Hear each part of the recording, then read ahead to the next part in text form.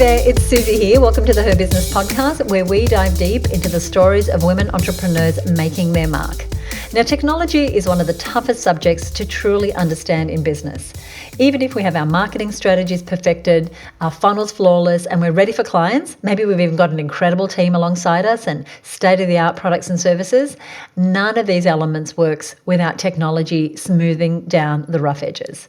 Whether it's our ads, our social posts, emails, converting potential leads into clients, or actually providing those clients with your expert services and products, likely technology is involved every step of the way, which is kind of frustrating because the majority of us are not IT experts. And in all likelihood, if you've started a business, you're probably more of a big picture person. And spending hours finding the right programs and understanding the detailed workflows needed to run everything in your business isn't the fun part of doing business. At least it isn't for me. But it's an essential part, no matter how frustrating.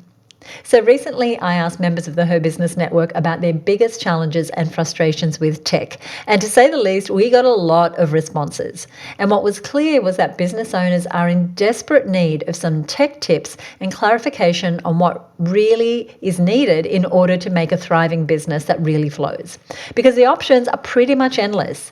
And a clear and organized tech stack is the backbone of your business. Now, a tech stack is short for technology stack, and it's a combination of software products and programs that you might use to run your business. And without a great tech stack, you're going to waste valuable time. You're going to frustrate your team, and you're going to disappoint clients, and you're going to waste your energy as well. And that's the last thing that you want as a business owner. Keeping your clients happy with your products and services should always be the priority. So if tech is holding you back or causing issues with internal processes or the delivery of your products and services, you are in the right place. Because in this episode of the Her Business Podcast, we're going over the top 7 techie questions that were most asked by business owners just like you. No idea which system to choose? We've got you covered. Need to hire tech help but don't know where to turn? I'll tell you exactly what to look for. Can't figure out how to get your systems to talk to each other? We're covering that too. So let's get into it. Here are the 7 most common tech questions answered. Now, the primary question that I got over and over is, how do I choose the right tech stack, so the right combination of technology, when there are so many options? This was one of the most asked questions we got from business owners just like you. And trust me, it is a problem that we're all dealing with. We've all been there. 20 tabs open, 20 different options claiming to be the best possible outcome. Just the sheer number of systems and programs out there can be overwhelming. Everything offers slightly different benefits, some shiny new technology, and often great marketing claiming that they are the best of the bunch. So the first thing to do here is to take a step back, to look at your business's needs. Different platforms cater to your size, your industry, your specific needs, your different growth trajectories, budget, and plenty of other metrics. And so when you identify the primary task your business needs to perform, whether that's sales, marketing, customer service, project management, it's going to make it so much easier to decide what you actually need. So then you want to prioritize which of those functions are most critical to your operations now and into the future, which really don't make it to the top spots but are kind of nice to have. So focus on finding tools that cater to your priorities first. And if you're anything like me, the priority is going to be, how do I get new clients and how do I serve those clients? How do I support my team in delivering a great service? They're some of my priorities. So another important aspect of choosing the best option for you is simply asking others in similar businesses or stages of business. When it comes to technology, you don't have to forge your own path. So talk to your peers, see what others in your industry use, and go with what is working. There's no need to experiment or innovate when it comes to your technology problems. They've got that covered in Silicon Valley. But if you're thinking, I don't know anyone in my industry to talk to, here's a fix. Inside the Her Business Network, we have women in every niche you can think of. Products, services, high-ticket items, low-cost items. Members ask each other techie questions all the time, and they receive expert and timely advice because they're all women growing businesses and they're using similar types of programs in their industries and their businesses. And inside the community, women are talking about CRMs and databases, email sequences, automations, Facebook ads, and so much more. So if you want to join that conversation, you can learn more about the Her Business Network in the episode's show notes, and I'll give you the details for that later on. So the third point that I'll make for this question is about decision paralysis. When there are so many options to choose from, sometimes we end up just choosing nothing. That's just going to cost you time and money. So if you're really struggling, just know that simply choosing a software is a step forward in the right direction. So that can be, if you are still using a spreadsheet for your budget, just choose a financial software. It may not be the right one, but just get started. Stop doing things manually and ignore the shiny objects. Give something a try and move forward with your business. Okay, here's another super common question that I got. How do I get my tech stack programs to talk to one another? This is such a frustration. Getting your programs to work together can occasionally elicit a throw your laptop out the window and screw it all kind of feeling. But don't worry, that's completely natural. So to prevent a situation where your tech frustrations lead to that sort of, I'm just going to do nothing, I recommend ensuring that your tools can integrate smoothly with each other and any other systems that you already use. So when you're going to adopt a new technology, you'll usually be able to find out whether it speaks to another type of technology. So you want to look for systems with native integration or direct connection between programs, because this makes a huge difference in creating a seamless workflow. So for instance, the CRM that we use is Keep, and it integrates with something like Lead Pages, where we often build our landing pages. And so we wouldn't want to choose a landing page builder that doesn't integrate with our database, because then we'd have to have a workaround to get people who sign up for our webinars into our database. So if your programs don't have native integration, there are several tools that you can use to connect them. It's tools such as Zapier, Make, and Weld, and I'll put these details in our show notes. They offer a no coding kind of solution to connect your apps and software. So Zapier is one of the ones that we use to integrate different tools. And for any specific issues about a particular software you're trying to connect, I recommend joining a user Facebook group for that software. So I mentioned that we use Keep for our database. We are definitely part of a couple of Keep user groups, because often getting support in those groups is easier than getting support from the software platforms themselves, because other users can provide really useful and easy to understand insights about what you can do with that program or how you can fix that problem. In fact, I recommend doing this with any software that you're thinking about investing in. It can give you some realistic insights into the functionality of the software. So you may even want to join one of those groups before you even buy the software. So let's jump into question 3. How do I know which technology will actually help me in the long run? Because like I said, the choices are endless. There's lots of bright, shiny objects. The most important aspect to picking tech is to really think long-term about your business. Think about how scalable something is. Think about your growth. You want your technology to align with your long-term business goals and your vision. So it should support the core business functions you have now and those that you want to integrate in the future. Now, you might not know what you're doing 10 years from now, but likely you know the type of business that you're growing in the next couple of years, and you want to make sure that the technology you're using is going to support you into that growth. So before investing, look into how the product handles increased data or more users or more functionalities, because you're going to need these elements as your business grows. And choosing a technology that's flexible and can adapt to changing business needs is really essential, because as you grow, it's ideal to be on a platform with more advanced options. So often technologies will have a basic level, but then you can upgrade to their higher levels. You don't need to be paying for more than you need, but you need to have a platform where you can easily upgrade, if you like. And you don't want to have to switch platforms down the road. If you think you're busy now, you're only going to be busier as your business grows. So take into consideration where your business is now and where you'd like to see yourself in the future. So do you want to bring on more people? Do you want to stay the same size? Are you going to be reaching more clients or reaching clients in different volumes? So say, for instance, right now, a lot of the work you do is one-on-one, but now you're going to create a low-cost product or service that's going to be one to many, many, many. Then your requirements around communication, around database, around help desk, they're going to be slightly different. But if you are niching down in your marketing, for instance, you might have different needs. So you want to think about all this before you dive in. Now, question number 4, and remember, I've got 7 tech tips for you today. Question number 4 is my personal favorite. It is, when should I ask for help and who should I ask? So in every entrepreneur's journey, we reach a point of realization that we can't go it alone. There's a great proverb that says, if you want to go fast, go alone. If you want to go far, go together. And this is really a case of going together. If you're noticing that you're not fulfilling your role as a business owner, you likely need that help. Your job is to run the business. Your job is to look at the big picture, manage your growth, and do what you started this business to do. But if your time is being bogged down by automations and zaps, which take a lot of time to set up, especially if you're not proficient at it, you're not going to be as present in other areas of your business. Now, I'm going to say that again. My goal for you is that technology has its role in your business and it leverages your time and energy only so that you can focus on growing your business. So I encourage you to hire out or bring someone on for a short-term contract to help you get some technology underway. And then get a team member to take over after the initial setup, putting you right back in your CEO role. So knowing when to ask for help is crucial to maintaining your focus on your key business activities. As for who to turn to, there are plenty of options. Turn to IT consultants, managed service providers, technology vendors, industry peers. We talked about groups earlier, or a really tech-savvy virtual assistant. You can leverage that external expertise to ensure that the tech is implemented and managed correctly while you stay focused on growing your business.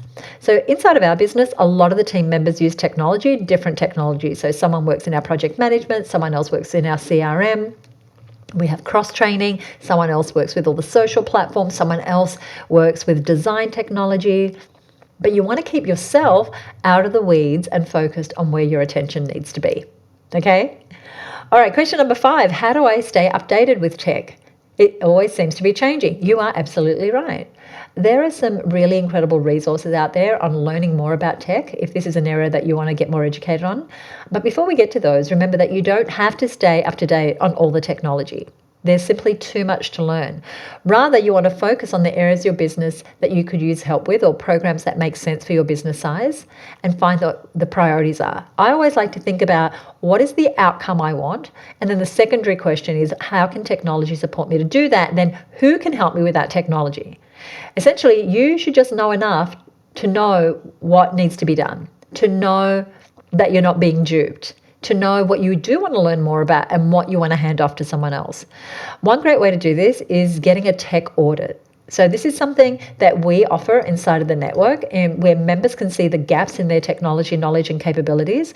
And so they spend time with our lead tech person, and they go through their technologies, what their business needs, and they can identify where their weak spots are, and we can send them in the right direction. We can recommend a member who can help them with that technology, or if something that we can support them with, then we can do that. But typically we can say, you know what, why don't you try this person or that person? Because staying up to date with technology is essential for keeping your business competitive and efficient. And so what we help people do is do the audit so they know who they need next, depending on what they want to do. It's a really powerful, really inexpensive service that we offer, and I'll put a link to that in our show notes. Also, many tech companies host webinars on new technology, on upgrades, best practices that you can sign up to attend if the program is relevant to your business, of course. Or you can find on-demand courses for pretty much every software. So Udemy, LinkedIn Learning, they all cover various topics and can help you learn new skills while staying informed on the things that you need to know. Another great option is to follow tech influencers and thought leaders on Twitter, or X as it's called now, or LinkedIn, to get small doses of the latest news, trends and insights. Even things like learning the functionality of your iPhone, if you're an iPhone user. I just watched the Apple keynote the other day, and the changes they're making are freaking incredible. So go watch what technology might be available to you that you don't even know about, by just, staying in touch with the key tools that you're using in your business. And I mentioned the iPhone because if you are using it to take photographs for your social media, if you are recording podcasts on it, if you're recording videos, if you're posting to social, whatever you're doing, just really get to see what are the hacks, what are the easy ways to do things, because you might be, taking the long road. And of course, you can listen to podcasts and watch YouTube, all have channels focused on tech and innovation. Even just networking within your industry makes all the difference, especially if you're in an industry where you might have some industry-specific technology.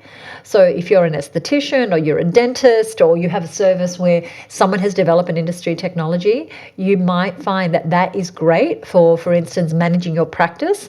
But when it comes to marketing, you want to see what are people in your industry using for their marketing, for instance.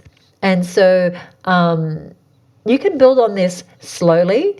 But the thing is getting clarity, and the thing is just making sure you're staying up to date with the changes that are relevant to your business. Now, number 6 is, what are the ways I can use tech for social media and content creation? Love this question. So you can use it every way you can think of. And the right tools can make the world of difference when it comes to social media and anything content related.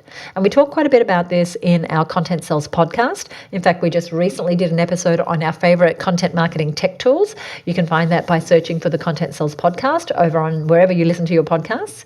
But let's talk about scheduling. So, for example, scheduling your posting allows you to plan and automate your social media posts, meaning that you get consistent engagement without having to be online all the time. You can batch create and schedule your posts. Now, most post scheduling tools, whether it's Hootsuite or Buffer, they also include performance analytics, which gives you insights. And so you kind of know, oh, you know what, this sort of post works really well, or this one nobody even looked at. There's also great graphic design platforms like Canva. We love Canva. Video production software, whether it's at the pro level or there's so much you can do with inexpensive tools.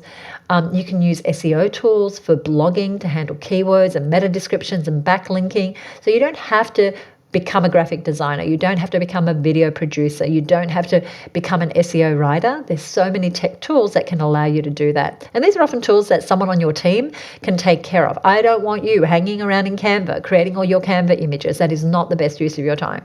This is school mom Susie talking. I know, I get in there sometimes and do things too, but really we're looking at the tech tips that every business owner needs. And what I want you to do is just think about these things and think about how you can leverage them.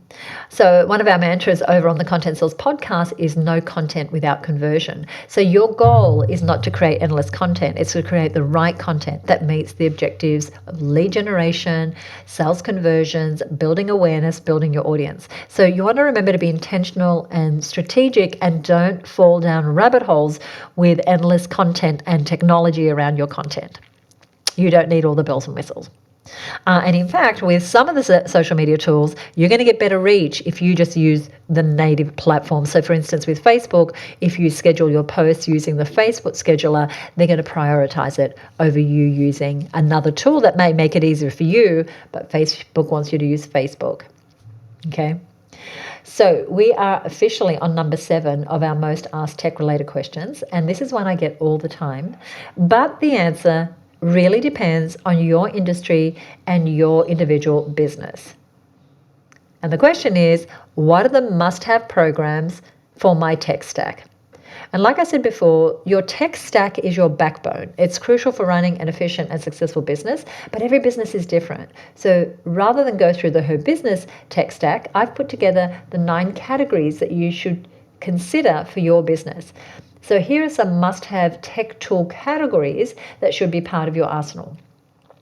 An email campaign tool. So a way for you to develop an email list so that you can nurture leads and get right inside of people's inboxes and keep your email list engaged until they buy from you and beyond. Essential. I don't care whether you're an architect and you only can service 5 people a year, or whether you're a coach and you can take on 50 clients a year, or whether you sell earrings and you can sell thousands of them a year. An email campaign tool is essential.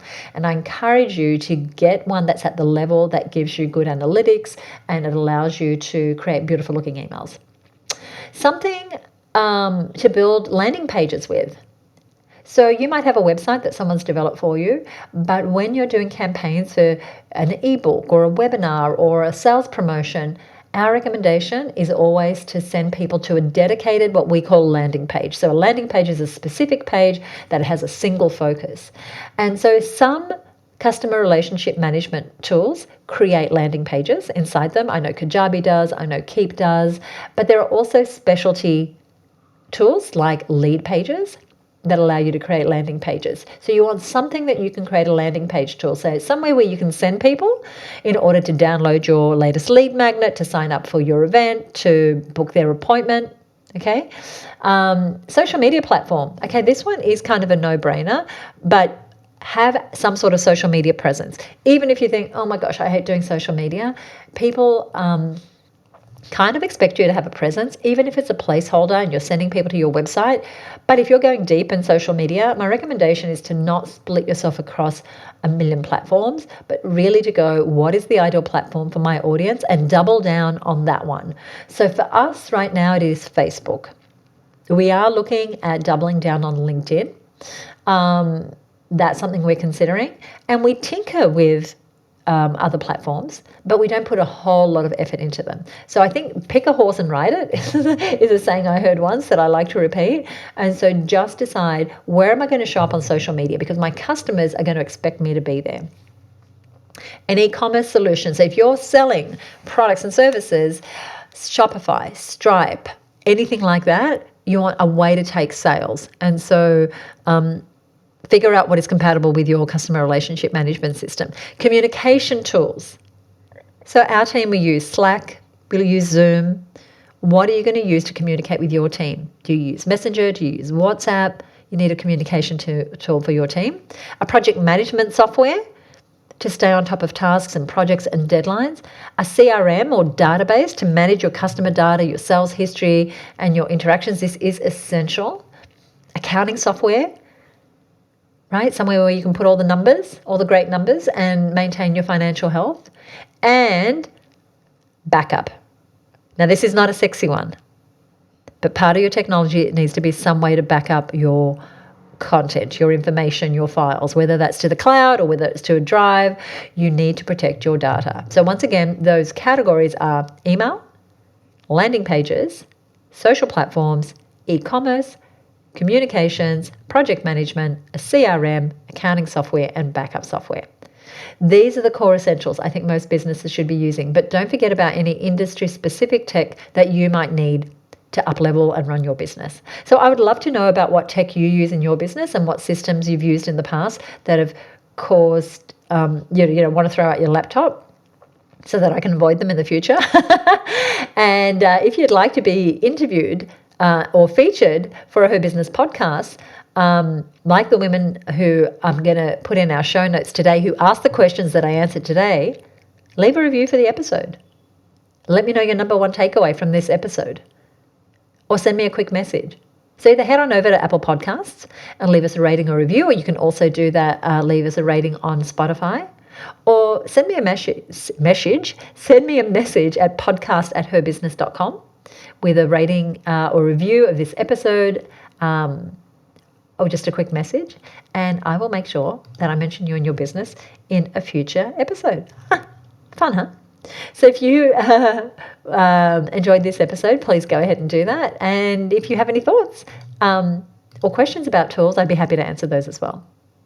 Now, if you would like to join us inside the Her Business Network and start creating your big business goals, we have now made places available inside the network, and you can join us by heading over to herbusinessnetwork.com today. There is a live chat there, so if you have any questions about whether the network is right for you, please ask. My team and I are there to support you. Now, over at herbusiness.com/260, you're going to find a summary of what we've covered in today's episode and links to any of the resources that we've mentioned. Join us in the next episode for more inspiring stories and lessons from successful female entrepreneurs. I love doing this show for you. I appreciate you listening and sharing the show with your friends. We have got a terrific episode coming up next week with one of my favorite online marketers. She's a YouTube legend, but more than that, she's an amazing content creator, and she's going to be giving us some of her inside tips on how she's built a following of over 250,000 followers on social media. So I'll see you next time right here on the Her Business Podcast. Bye for now.